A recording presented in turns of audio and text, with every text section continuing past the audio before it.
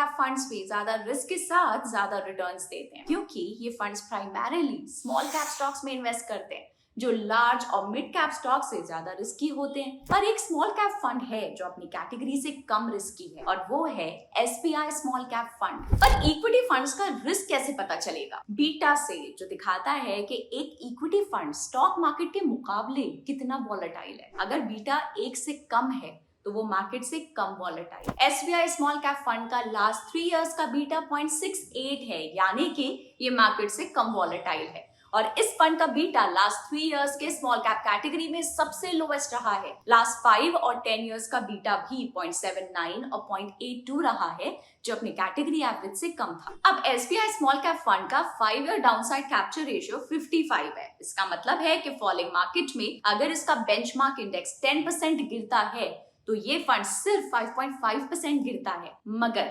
कम risky होने के बाद भी SBI small cap fund direct growth ने लास्ट 1, 7 और 10 इयर्स में अपने बेंचमार्क को बीट किया है।